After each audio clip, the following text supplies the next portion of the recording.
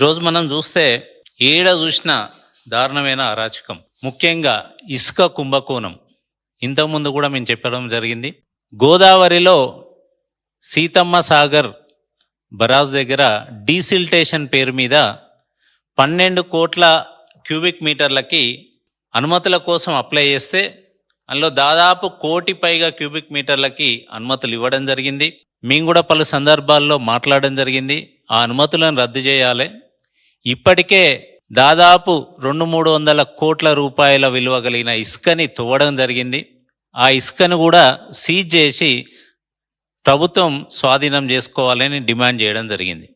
అయినా కూడా అక్కడున్న మంత్రి, జిల్లా మంత్రి, ఇన్ఛార్జ్ మంత్రి కానీ, స్థానిక ఎమ్మెల్యే మంత్రి కానీ వాళ్ళ అండదండలతోని మైనింగ్ ఆపకపోగా ఇప్పటికీ కూడా ఈరోజు కూడా అక్కడి నుంచి ఇసుక తరలిస్తున్నారు. అక్రమంగా 100 కోట్లు దోచుకుంటున్నారు. దాదాపు 4,000 కోట్లు దోచుకోవడానికి చేసిన పక్కా ప్రణాళిక అని కూడా ఇంతకుముందు మేము చెప్పడం జరిగింది. మేము చెప్పింది వాస్తవమని నిన్నగాక మొన్న నేషనల్ గ్రీన్ ట్రిబ్యునల్ NGT కూడా ఆ ఇసుక తవ్వకాల పైన, ఆ అక్రమ మైనింగ్ పైన స్టే ఆర్డర్ ఇవ్వడం జరిగింది. ఇది స్టే ఆర్డర్, NGT ఇచ్చిన స్టే ఆర్డర్.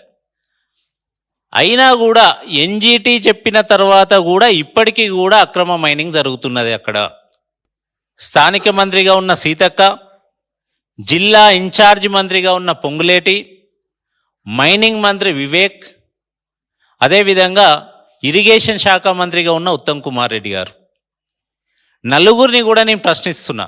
అక్రమ మైనింగ్ అని చెప్పిన తర్వాత కూడా ఇప్పటికీ కూడా జరుగుతుంటే ఒక్క మంత్రి కూడా దీని మీద ఎందుకు స్పందిస్తలేరు?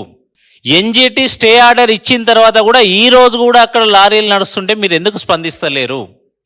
నిజంగా మీకు అందరికీ దీంట్లో భాగస్వామ్యం లేకపోతే, ఈ అవినీతిలో, ఈ కుంభకోణంలో మీకు భాగస్వామ్యం లేకపోతే మీరు ఎందుకు స్పందిస్తలేరు?